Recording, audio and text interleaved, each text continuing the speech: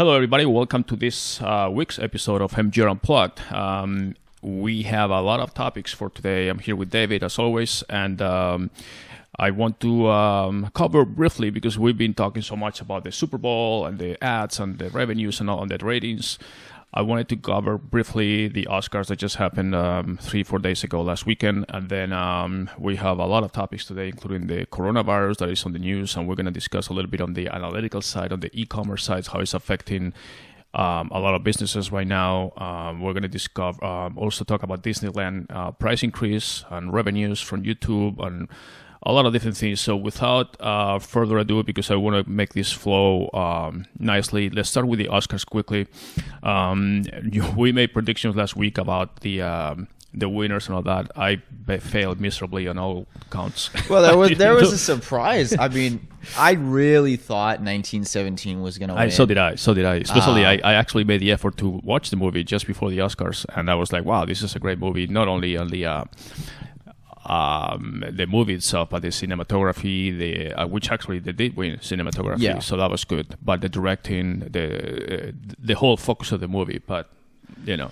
Hey, I mean, congratulations to Bong Joon-ho. Yeah. I mean, I talked about Parasite months ago on this podcast after I saw it I think I saw it in September, October last year, and I said I loved it. I didn't think it would win, but hey, they won. First Korean film. It's so funny. It's the first Korean film to ever win an Oscar, any Oscar. Well, it's the and first. Then it won. I think it's the first. Everything. They won for best foreign movie, which is right. okay. But it was the first time a Korean film had won an Oscar, and then they win best foreign film, best director, best screenplay, right? Yeah, and best picture. But it was also the first foreign picture to win the best picture award, basically, which I thought it was unusual, but it was the first one. So good for them. I am in my ratings, I thought it was going to be 1917 first, and I think I mentioned this to you. Once Upon a Time in Hollywood, I thought it was second. I really like that movie, and I want to watch it actually for the third time if I can in the next few days. And then the third was Parasite. But anyways, they won. That's good. What I wanted to talk about is actually the ratings. I mean, this was another year with hostless Oscars. They didn't have any host. Honestly, it was boring, bad and boring. And these actors are good at acting, but they're not good at hosting or introducing all the stuff. Universally loathed. Everybody that I saw was like, what is this, the Grammys? They had so many musical numbers. Oh my god, it was just what is it with actors that are so great? I mean, these are the best actors. They're there for a reason. They are nominated or winning, so they are obviously best actors.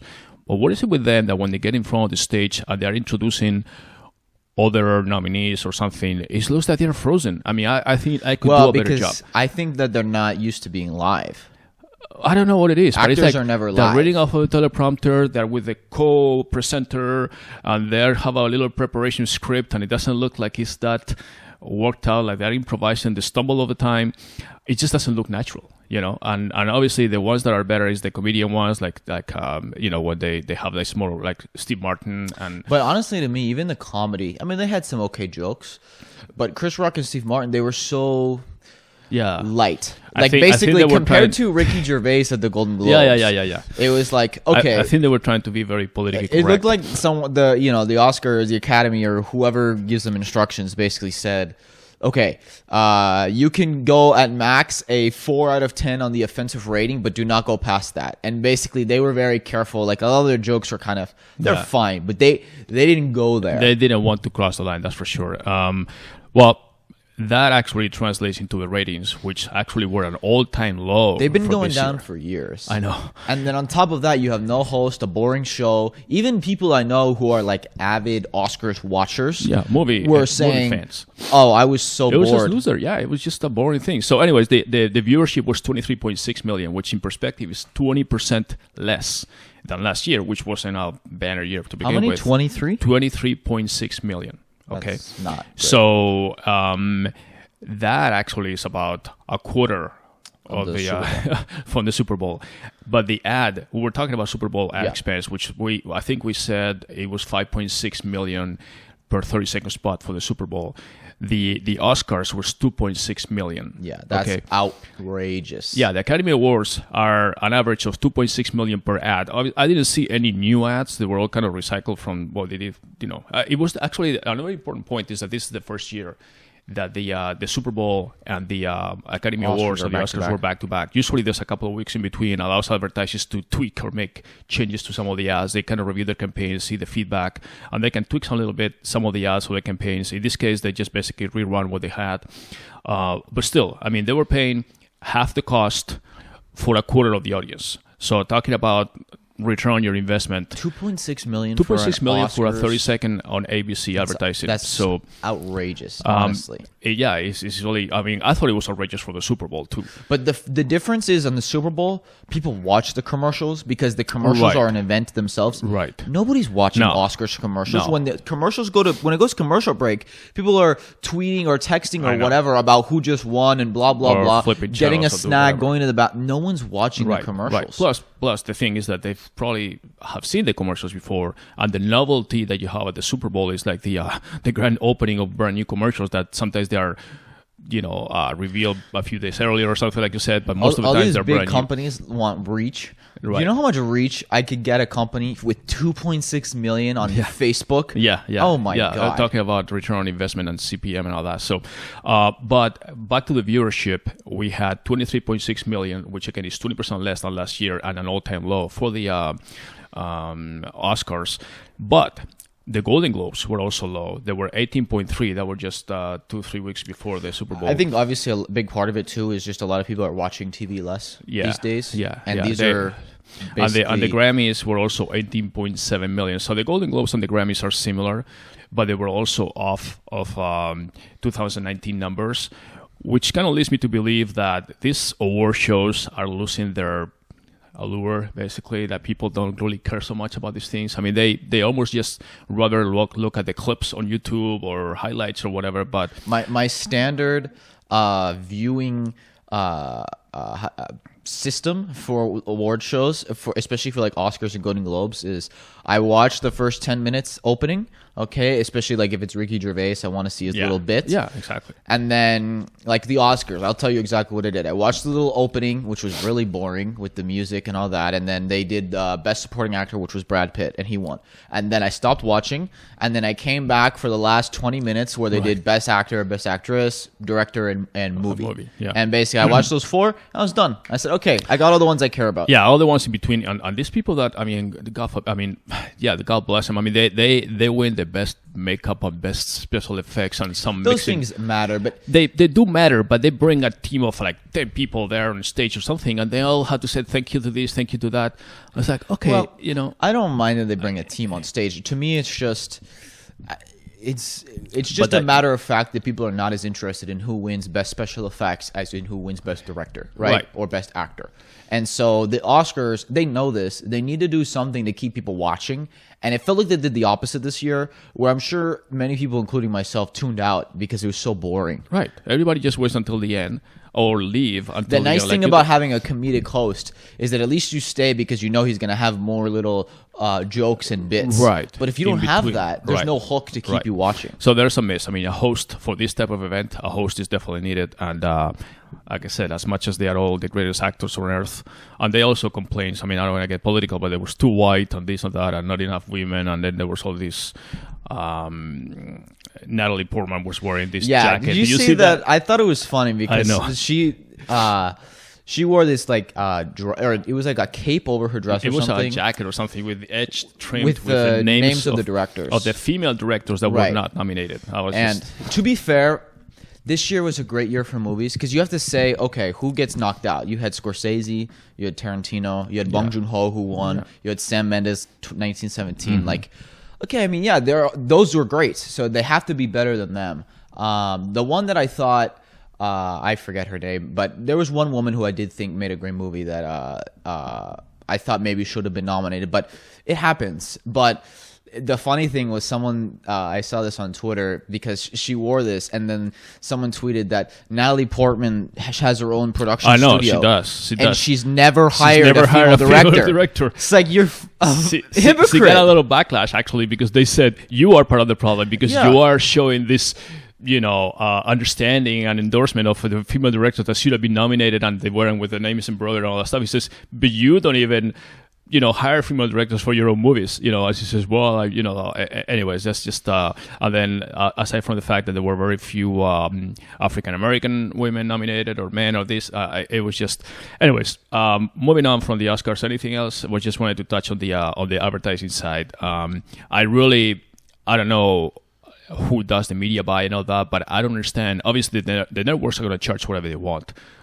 And they were sold out, so it's not even like there's that there's an issue with the price. But if I were an account executive or advertising executive for any of the major companies, I will think twice before I spend $2.6 million on a 30-second spot for the Oscars. The problem is that these days, or not a problem, it's good for the people selling the ad spots, but it's that advertisers have so much money, especially because the markets have been going up so much. All these companies are so flush with cash, and they need to keep growing, and they just have these huge marketing budgets. But just because you have the cash doesn't mean you need to spend it or waste it. That's a different conversation. I agree. But when you're a marketing CMO of a company with hundreds of millions in ad spend that you have budgeted, you need to spend it. We were talking last week. It's hard to spend $200 million on Facebook ads. You can't do it, but you remember, I think it was last week when we were talking about how many Super Bowl ads you still remember 7 days later.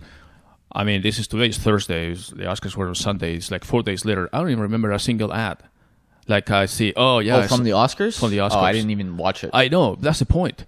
That's talking about $2.6 million going down the drain. I mean, you don't reach anybody. I mean, or people don't even remember your ads. So, all right, moving on. This is something I just found out actually this morning, and apparently it was announced yesterday. But Disney announced another price increase, which I know you're a big fan of Disney and all that, and I am too. But it's becoming a little bit price increase, by the way, for their parks, Disneyland and all that, which obviously had a lot of repercussions and backlash and all that stuff from basically Disney fans and visitors saying right now is for the first time is more than $200, exactly $207 to get what they call the combo ticket or something. The double pass. Yeah, to go I think it's the Park Hover or something that you can go to Disneyland and the Adventure Park and all that. $207. It's like, I mean, you have a family with 2 kids. You're spending $1,000 between the tickets, and that's nothing. I mean, that's without the fast passes and all these things. So then you have to buy, food when you're in there, food and stuff, and this and merchandise or whatever. So, and obviously, probably stay in a hotel or something. I mean, going to Disneyland now is like a freaking thing for the rich, I guess. Yeah, but I think it's a supply and demand problem. I mean, Disneyland is always full. So if they think that we have so much demand, obviously the park only has so much capacity. So Disneyland is actually fairly small, to be honest. Right, I know. Compared you have to think about it. Where is Disneyland? Disneyland is in Anaheim. Yeah. Anaheim. It's right outside of LA. It's in a very wealthy area. It's in one of the wealthiest states in the country. It is, but it's also getting visitors from all over the world. I know it is. And all over the country. It is a supply and demand problem. And if they say, hey, you know what, I don't know what their daily visitor maximum count is, but, if they say we can only have this certain amount of people a day and we're just basically sold out every day, we think we can raise prices. Do you think this raise price thing is to cover their additional? I mean, last year they said that because they added different shows on the Star Wars, I think it was last year. Yeah. Anyways, they increased the price and it was okay. But now it's like 12 months later they increased the prices again. They do spend hundreds of millions of dollars developing all these new rides and that was my point. You think the price increase is to compensate for added cost or is just to add more profit to their bottom line? I think it's both, probably. Because it's getting to a point where... The more profit they have, the more they can spend on creating even better attractions. But obviously, listen, I also don't think that they want to price themselves out of the... I think they already did. Yeah. Or maybe instead of... Especially because people in California especially, like for people who are not in California, going to Disneyland is like a whole trip. But people in California, they'll go multiple times a year. So now maybe you have a family who's used to going 2-3 times a year who says, okay, we can only go once a year now. Basically. Yeah.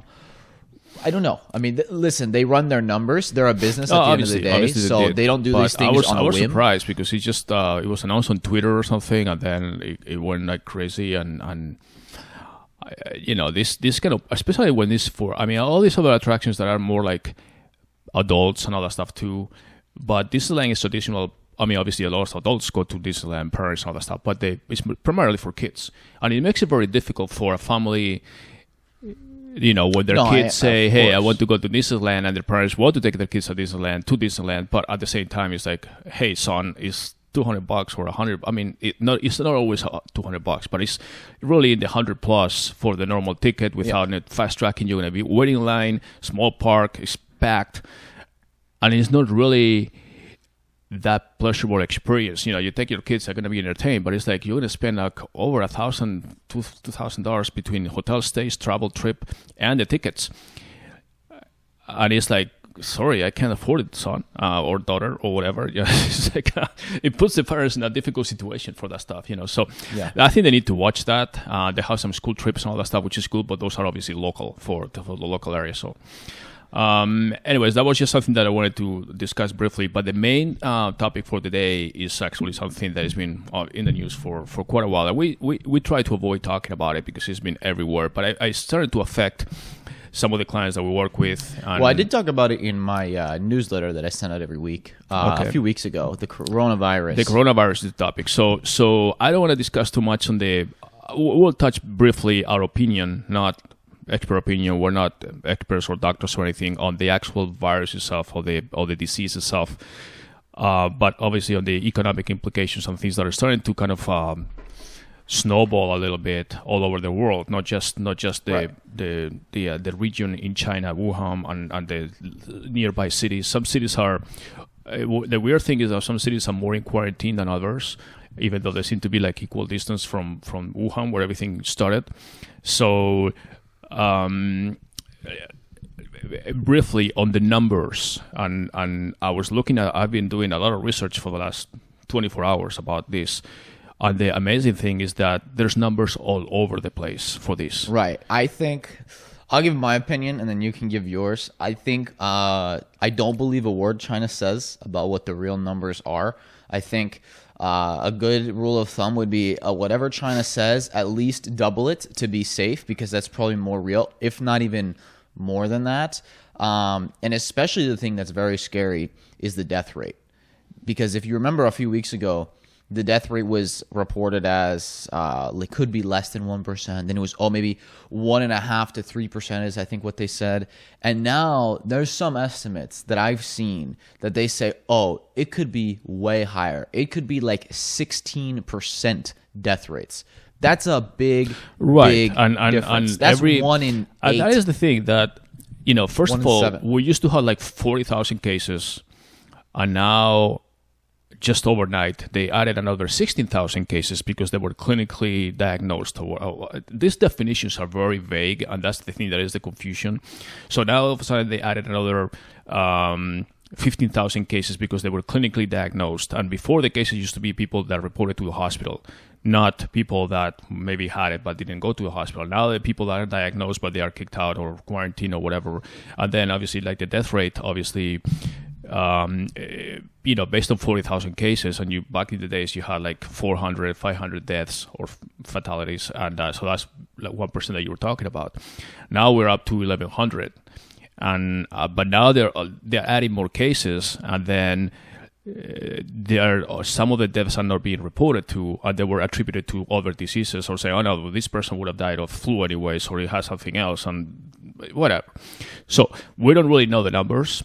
I still think that, it's based on what I've read from experts on World Health Organization, all that stuff, the death rate is not as bad as others, like SARS and others that we've been compared to. The transmission and the infection rate is... Well, I know. But the infection rate is much higher, the death rate is lower. So even if it's like 6, 8, I think SARS was 10%. But we don't know, and I think... it's always, you always err on the side of caution. I'm tired of people saying, don't be alarmist. Yes, be alarmist, because it's better than the opposite of being relaxed about it and then 100 million people die. Right. Okay. I mean, just 100 years ago, actually, almost exactly, hundreds of millions were affected and infected by the Spanish flu. Okay. Yeah. And it's like these things happen. Just because we haven't had one in a while doesn't mean that it can't happen again. And in fact, we've had it. I mean, we had Ebola, we have H1N1, we had contained. SARS, we had when they were, and there's still, believe it or not, H1N1 still has deaths that are attributed to that, and many more, by the way. But the main thing is when this will be contained and when the information is going to be clear. I mean, you have to understand. If you get something, and then it needs to be reported. The numbers. They just announced this morning the 15th case in the U.S. and now there's like 20-something countries. But then did you see? I think it was the former head of the FDA said that he thinks that there could be hundreds or thousands of cases in the U.S. Right. But we don't know yet. Well, yeah. The thing is that it's flu-like symptoms, and it's really inflammation of the lungs. Some people start with coughing and all that stuff, which feels like a flu cold or something. And some people may already have it; they don't know it.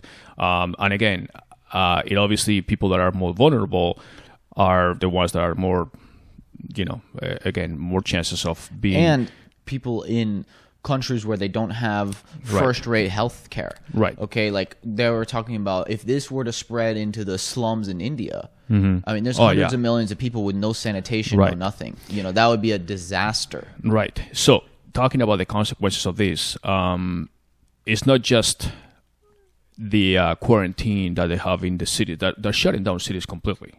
But now, obviously... and by the way, the point I made in my newsletter was China is not a country that's known for their humanitarian caring or taking care of their people's well-beings. They don't even have like an OSHA like we have in the U.S. So for them to be shutting down factories and hurting their own economy and costing tens, potentially hundreds of billions of dollars for themselves, that means that they think this is very serious. Well, I mean, we were dealing with the ironic thing is that we were going through the trade war and the trade agreements between U.S. and China for the last 6 months, with Trump signing, not signing this, and then the final agreement that was signed, and it was affecting the economy and all that stuff. And then now with this, it's actually worse than any trade agreement because basically China is shut down as far as e-commerce goes, or commerce for all purposes. But it's not only that. I mean, it's affecting a lot of businesses and events and everything that are taking place outside of China just because there's Chinese people that are going. I mean, just yesterday, I think it was yesterday when the World Mobile Congress that takes place in Barcelona every year is the largest conference for any type of mobile communications business. I mean, from Facebooks to Amazon to Nokia's to this, every company goes there. It's a $500 million event when it comes down to everything that happens around the city for Barcelona, and it was just canceled because they had so many cancellations from companies that were scheduled to attend that they were saying we're not going because they were afraid of infections. And they were actually, the organizers were actually saying, okay, we're going to change the microphones after every session, we're going to have stations for washing hands and all that. Basically we're trying to say, okay, we're going to make sure that nobody gets infected. Shut down an event. That's a huge money loss. Right. Well, it's huge. I mean, it's a big deal because, for one, insurance, hotel operators have cancellations now. I mean, obviously, the city that was supposed to be super crowded with this event, all of a sudden it's empty. It's like you suspend like the Consumer Electronics Show in Las Vegas or whatever. Right. I mean, everybody is supposed to attend. And all of a sudden you say, no, it's not going to happen. Just like 2 weeks before it's supposed to happen, or even 2 days before. So, but not only that, I mean, there's a lot of events, sporting events. Formula One, which I'm a big fan of, they just canceled their Shanghai, or they said they postponed it. I very much doubt that it's going to happen this year because, for one, the calendar is so full that you cannot just go back to Shanghai anytime in the year, when the schedule is so tight.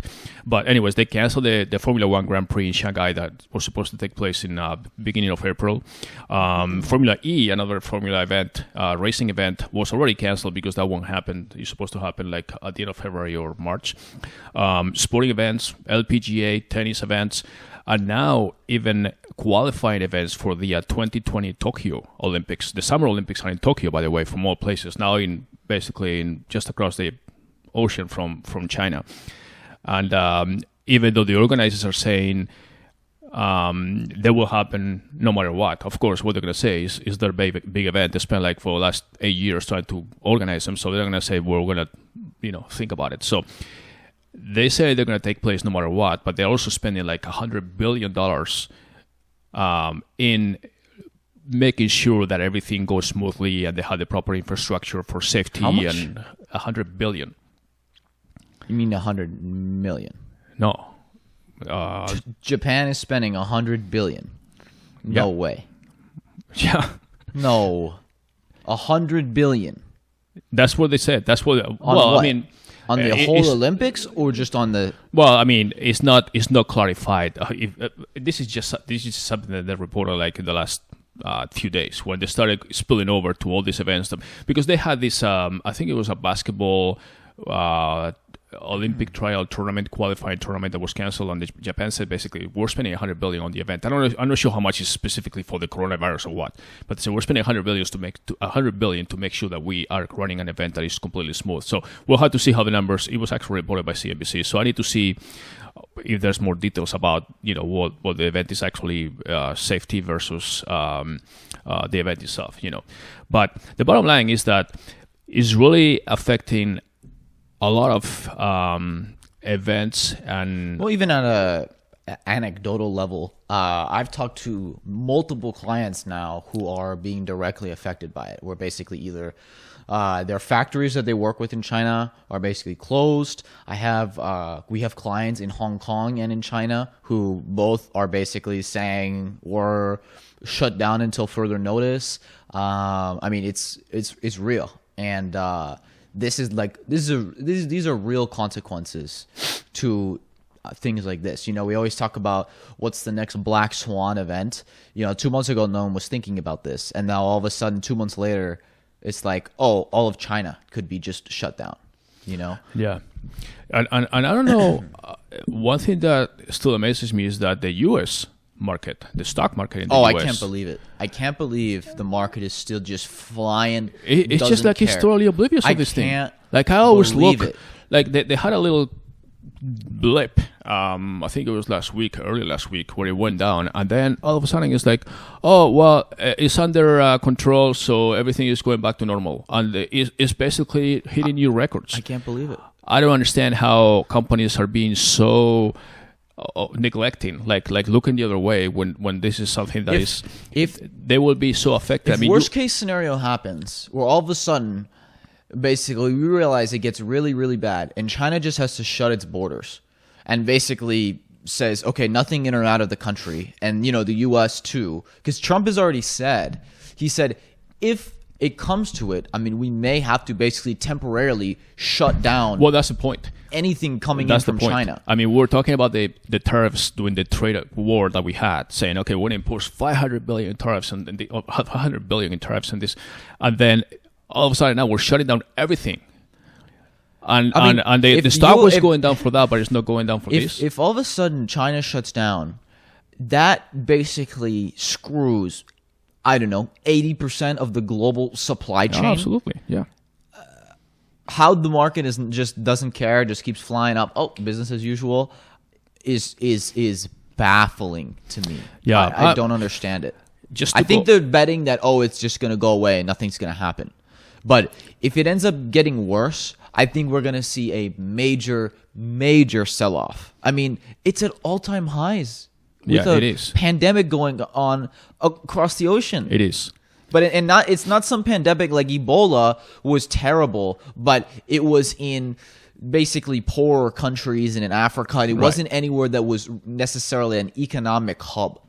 This is China. This is the economic manufacturing hub of the world. And it comes down to how China, as we all think, they are manipulating the numbers to make it look like, believe them. It's under control, and now it looks like it may not be under control. It may be more deaths than we think. It may be more than the 1-2%. Now it may be 4, 5, 6, 10%.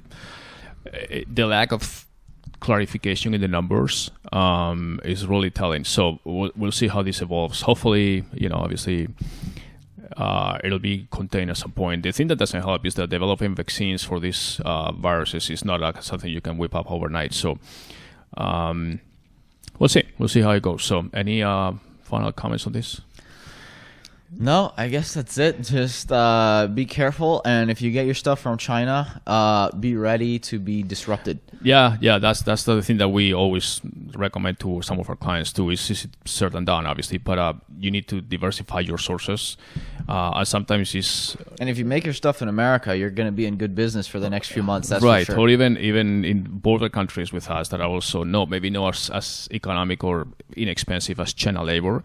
But they also know how the issues that we have. So when you factor in the transportation and the China trade issues and all that, it might be more convenient to just do things more locally. The other thing I wanted to touch base on is because you and I were talking also recently about all these DTC companies, so direct to consumer, and I actually wrote an article in our company blog about the growth at all costs.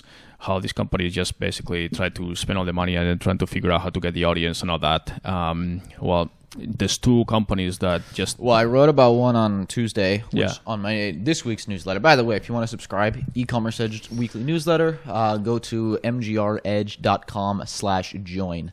But yeah, so I wrote about brandless and how... Brandless is actually the name of the company. Basically, the newsletter I wrote that I listened to an interview with Tina Sharkey, who was the founder and CEO. This was in 2018, and I was just like, this doesn't make sense. They sell stuff for $3 and online, okay, which anybody who's in e-commerce says, wow, they're making money with selling stuff for $3. They weren't. And they have like generic items. It's literally brandless, and they're going to compete directly with Amazon with nothing unique. Their products weren't unique at all. It was all like private label stuff with just a brand, and they raised 200.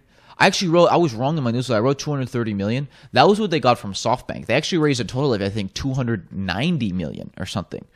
And they launched in summer 2018, and here we are, winter 2020, literally 20 months, and they blew through almost $300 million, and they're out of business. That's...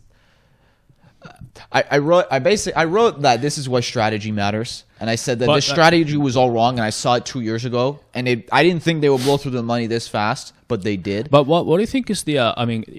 In my point of view, if I'm an investor and I don't see a viable chance for that company to survive, I don't invest, which means if other people don't invest, that company never even gets off the ground. But they thought it would work. Yes, but based on what? I mean, there's they liked this idea of, these guys are going to try to take on Amazon, and they look at Amazon with $1 trillion market cap and say, if this company... Do you know how it'll take to... I mean, how much effort and intelligence and money will take to take on Amazon? Amazon, first of all, didn't just start overnight. No, okay, I know. So I think they look at Amazon it as, started selling freaking books. And they CDs look at it as, okay, if this company can take on Amazon and just be a $10 billion company, and we invested at a valuation of $500 million, that's a 20x return. That's how they look at it. Now, like I said, when I heard this strategy, I was like, wow, really? And so many people were applauding them. I was like, I don't see it. Well, but that's just because the market is so frothy these days, as far as there's so much cash out there that investors are just feeling like, I want to be there too, or like almost like the invest in me too movement, like saying, I need to be there, I don't want to miss out. But as an investor, you always need to act as if you didn't have enough money, as if every dollar you have is the last dollar you're going to get. So when you have that mentality and saying, okay, yeah, but that's the problem. Well, there's way too much money right now. I know, that's the thing. That's what I'm saying, that a lot of these companies that are just getting all these huge investments in the hundreds of millions of dollars with basically no good projections or business plan or proof of performance or nothing, they're doomed to fail. I mean, it's obviously easier to play. They're not doomed to fail. I wrote in my newsletter, basically what I said was, the core idea of basically creating this alternative to Amazon that doesn't have all the negative parts of Amazon is good, but the strategy behind it was completely off. I wrote like a bullet list of things they did wrong, and I'll kind of just summarize it real quick. They started with hundreds of SKUs, hundreds out the gate. Do you know how hard it is to start with hundreds of products at the same time at launch? I said, if they wanted to, they should have gone with 5 to 10 really good products and focused on them. And then they tried to compete with Amazon on price and convenience, which I don't care if you have $240 million. Amazon is $240 billion, okay? You're not going to beat them on price and convenience. Which other companies are trying to compete with Amazon right now? The only other one is Walmart, basically. Exactly. So you have Walmart, you have Target, you have on the electronic side Best Buys and all that stuff. Those companies are barely competing with Amazon. They're just trying to get their .com situation in place. And those guys have mega huge physical retail stores that are competing with Amazon that doesn't have any, for the most part, except for the little bookstores and all that stuff. So if the big giants and established companies like Walmart.com and Target.com and all these other companies are having a hard time competing with Amazon, what makes you think that a little startup with a brandless brand and all that stuff is going to do it? They also went with this idea of the companies that are able to compete with Amazon and not sell on Amazon's platforms are the ones that have some type of exclusivity about their brand, their product, their customer experience. They had the opposite. They were literally brandless. They were generic. They had generic bottles and packaging and everything, and it was super minimalistic, and there was nothing exclusive about their products. It was basically private label stuff that you could get on Amazon too. The only thing they were competing on was price and convenience. But they didn't have Prime. They didn't have free one-day shipping. They didn't. It's not like Amazon is expensive. It's not that Amazon is not convenient. Right. That's so my you're point. You're trying to fight on the two key factors that make people go to shop on Amazon. That's my point. It's like if you're in the ocean and you see a shark coming at you, the wrong idea is to try to outswim it, okay? You try to punch it in the nose or do something that you have an advantage. But trying to outswim a shark is basically what they did. Yeah, and that's why they failed. And I saw this coming a long time ago. I didn't think they would blow through the money that fast, but they did, remarkably. Congratulations to them. $200 million in 20 months. That's a tough thing to do. I don't actually feel bad for the investors. Fuck them. And I don't mean to bag on the brandless team. Listen, I'm sure they had a lot of smart people. Some of their design actually was really nice and elegant, and I'm sure those people will find good jobs elsewhere too. But strategy matters. You cannot just say, oh, we're DTC and throw a bunch of money at it and expect success. Strategy matters. DTC, more than anything, strategy matters. DTC, you're trying to bypass established businesses that will sell your products. So you're trying to do that. You cannot just say, I'm going to sell direct to consumer, because consumers don't even know about you. So unless you have a very good strategy to get to the consumer and to prove to them that you are a viable option to another product that they used to buy in at the normal store, and you can sell directly to them, unless you offer that, and that means obviously price, convenience, and a host of other factors, it's going to be very difficult. So you don't do that just without money. I mean, money is one factor, but you need to have many other factors. Honestly, these days is actually the easiest factor. There's way too many companies that have a ton of money. Which brings me back to my point about it. You need to invest as if every dollar you have is the last one you have. And then say, is this dollar really going to make me 2, 3, 4 down the road? If not, sorry. That's really the problem too. Because if there was another company that right now, instead of having 200 million, had a 2 million startup capital, and they said, okay, but we're going to start with 10 really good products, and we're going to try to compete with Amazon in these ways, but this is how we're going to do it. And we're going to have 10 awesome products that are super exclusive that you can't get on Amazon, and we're going to try to bootstrap it and find ways that really work and squeeze every dollar. That's a company I'm interested in, not a company that raises 200 million and says, oh, we're DTC. DTC is a tool. Okay, it's as much as we work with DTC, and I'm a huge fan of DTC and an advocate, it is just one methodology. Okay, it's a choice. I mean, it's a technique. It's one methodology, right? But there's many, right? And even within DTC, you can approach it in different ways, like we discussed. You can develop your audience first, and then create your DTC brand, or you can create a DTC brand and then the audience. Or one of the ways that I've been actually talking to more companies about is actually using DTC as a launching point, but then even like Casper is doing right now. Casper started DTC, and they're one of the most famous, But now they're in retailers. They're selling on Amazon too. But trying to make some cash because they are also losing money, as we documented. And using DTC as a launching point where you say, okay, we're going to build a $5 million revenue base on our site, because then we can take that and go to retailers, because shelf space is very competitive too. And so you can go to these retailers, hey, we do $5 million on our website, okay, direct to consumer, and this is why we should be in your store. So when it's between you and the other Joe with the same exact product most of the time, because all these products are very similar, that's how you get on the shelf.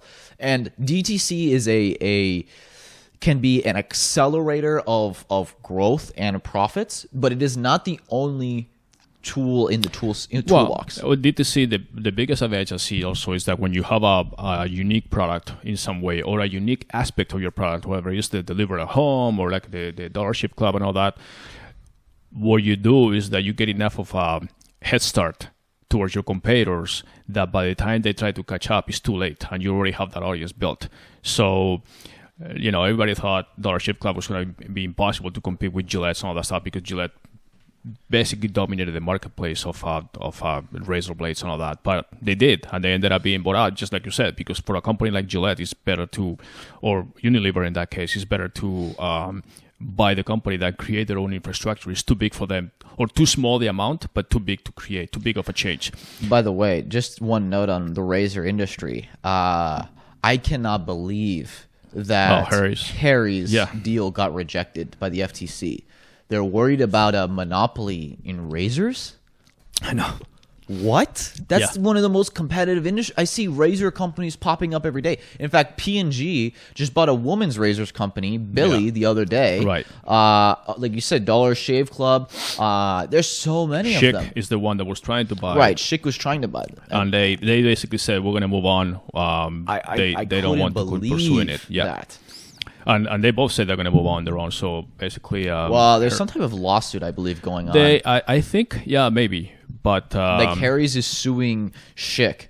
But I mean, I don't know. It's a bad situation for both sides. They wanted to do the deal. Schick was going to appoint the Harry's founders as the head of their entire consumer products divisions, in charge of, I think, the Schick razors, but then also I think they own Banana Boat and other brands like the Banana Boat sunscreen and other brands, and they were going to be in charge of all of them. Yeah. And so it's just a bad deal all around. I can't believe the FTC denied that. I mean, I don't know. There's some conspiracy theories about that Robert Kraft, the owner of the Patriots, is friends with Trump, and Gillette sponsors the Patriots. I don't know. I'm not going to get into conspiracies. Let's just say that the deal didn't go through. I mean, I don't know if this is going to review it or not. So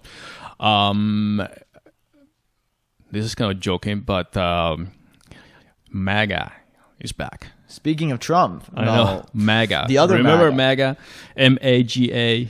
The other MAGA. We're talking about Microsoft, Apple, Google, Amazon. Amazon, right? So it's funny because Trump now is saying that the famous "Make America Great Again." Well, now it's CAG. Keep America Great. That Keep America Great. Doesn't have the same pitch. The same. But he's taking all this. He's making these speeches like he's making America great again, and since then we have these $1 trillion companies now, which is what he calls the new MAGA companies, which is like you said, is Microsoft, Apple, Google, Alphabet, and then Amazon. So those are $1 trillion companies, at least in valuation. So I don't know what that means. It's just market valuation. But yeah, they're big companies.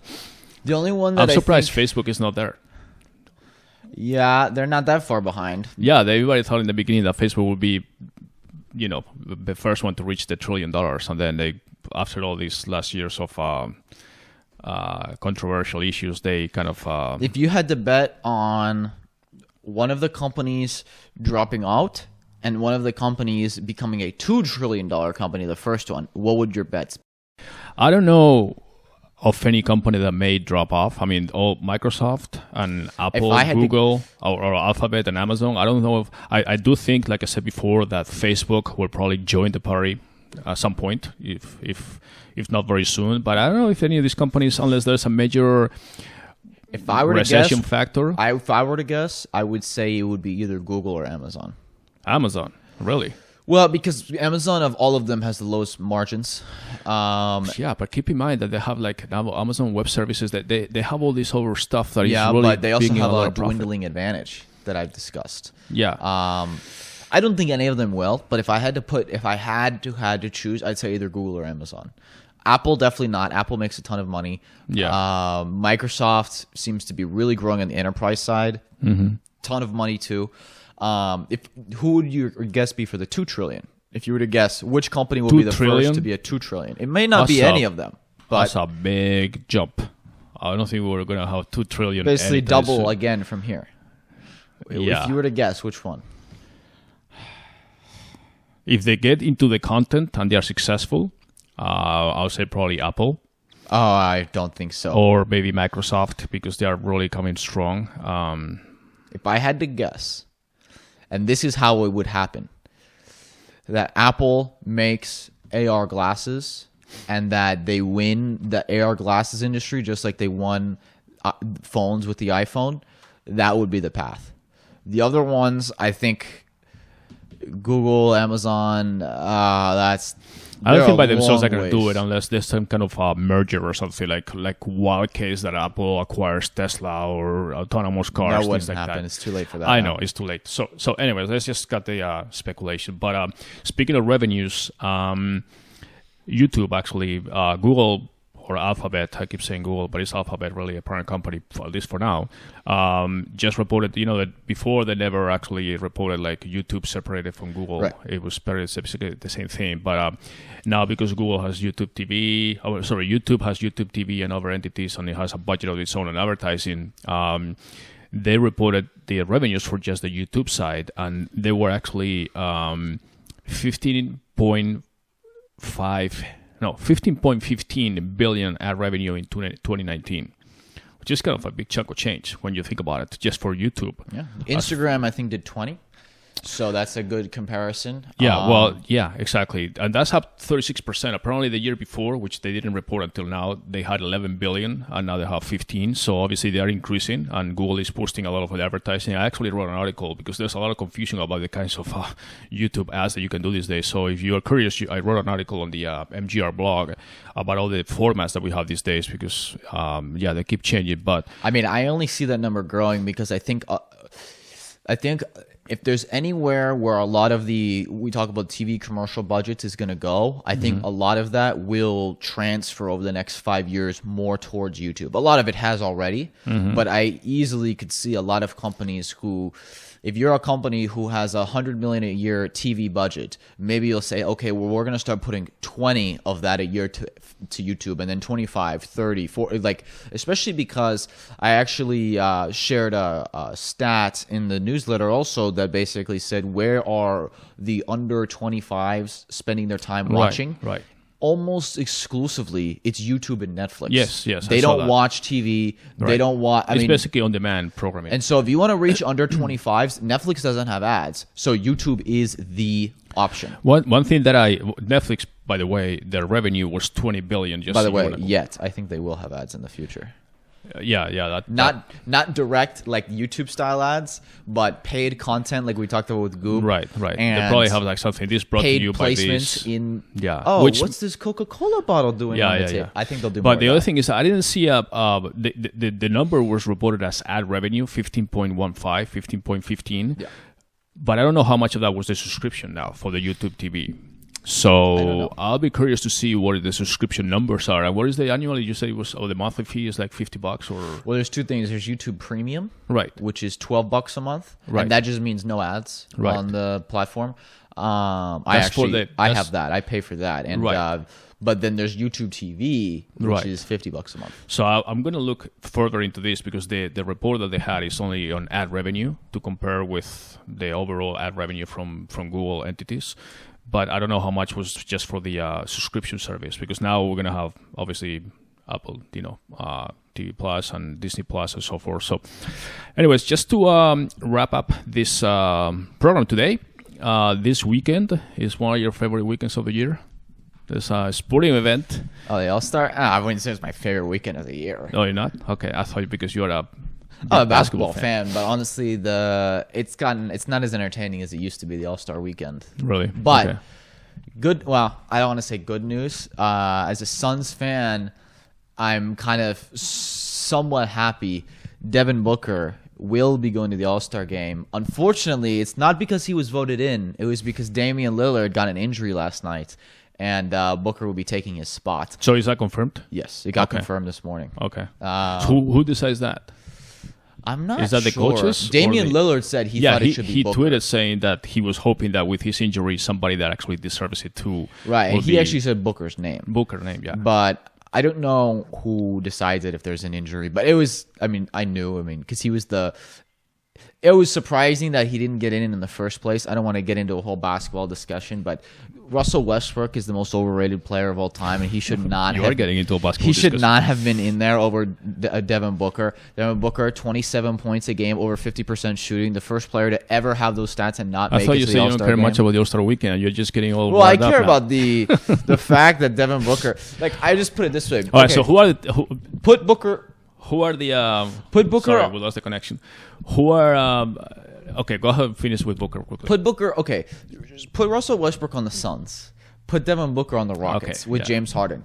That team would be up there with the Lakers and the Clippers as the best team in the Bucks, as the best team in the league, competing for a championship. Russell Westbrook, if he was in Booker's spot in the Suns, we would have 4 wins right now. All right, let me ask you quickly. Who are the two teams? There's no East and West anymore. There's there hasn't been for the It's last just 2 LeBron years. and Giannis. Okay, but so where is Booker? Booker will be on LeBron's team. On LeBron's team. Yep. Okay, so basically it's replaced automatically with Damian Lillard was. Okay, okay, good deal. Who do you think is going to win? The LeBron or...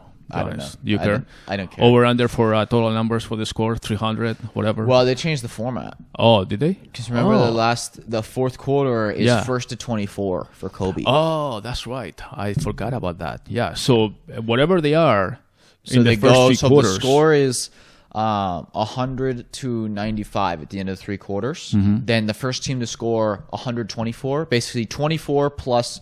Whatever the higher team score is. Okay. And then the first team to score that number wins. It's kind of like if you ever played 21 in pickup. But they're doing with 24 instead. The first team to score 24 points in the fourth quarter. No. If the score is say a team is up by 5, it's 195, the first team to score 124. So the team who has 95 has to get to 124 also. Okay. So it's still basically because obviously they don't want to do that because then the first 3 quarters don't matter. Right. So if you're down 10, then instead of scoring 24, you have to score 34. Okay, I got you. All right. So, all right, that's nice. I'm assuming there will be a lot of events or a lot of. Well, they're also wearing number 2 and 24 for right. Kobe and then his daughter wore number 2. Right. So there will be a lot of things going on. So, anyways, it's on TNT, I think, or who else? Probably. It normally is. Usually it's on TNT, and I don't know if you are interested in the 3-point contest and all that stuff. I actually haven't watched the All-Star game. I don't know. I remember it was last time. Maybe catching glimpses here and there, but it's one of those things. Mid-season, it's good for basketball. I don't really care much for it. So, all right, well, that's it for the this week's episode. Any other Do you final have thoughts? Who's your pick for the NBA title as of right now? NBA title? Oh my God, I'm not an NBA fan, but I'll say probably Lakers. Okay, who's winning the East? Is it Johnny's team? I think. Who's leading now? Is it? It's the Bucks. Oh man, you're really not watching the league this year. No, I'm not watching anything. The Bucks are on a 70-win pace. They might win 70 games. Okay. I think this will be the year that Giannis. I think they might win the championship. Honestly. Really? Okay. Yeah. I don't know. Because the Lakers look a little weak to me. Honestly. I think they are just kind of gelling, and they will be peaking at the right time. Remember, LeBron is there, and he says, "I don't care much about the first 82 games. So you think between Lakers Clippers, Lakers win? Oh yeah. Or you say, oh yeah, clear? You think no chance? I think so. Yeah. Kawhi is the defending champ. Yeah, he's the defending champ, but he doesn't have. I mean, to me, as Paul George. He has a better team. Well, I don't know. He has a better team, but at least a team on the level. Yeah, of the what about Raptors Anthony Davis? Year. I mean, you start comparing. Again, I'm not an expert, but if we start comparing, what the standing is right now? Who's ahead? The Lakers are first right now. I want to stick with the Lakers.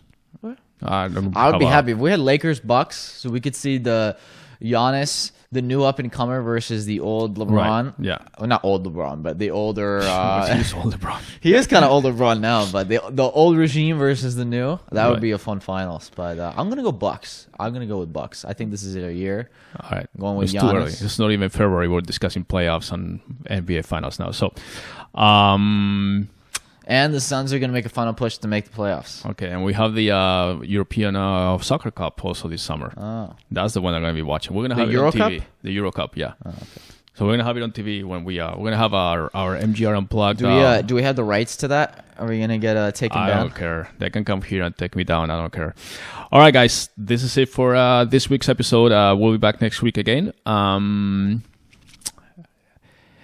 That's it. All right, guys. Thank you. And you need to follow us on the web or Twitter or Instagram. You know how to find us. We're MGRagency.com is our main website, our agency that we handle and we manage all the digital campaigns for our customers. And a reminder that all the show notes and all the things that we talked about will be obviously on all the MGR Unplugged episodes and pages and so forth. So until next week, goodbye. See ya.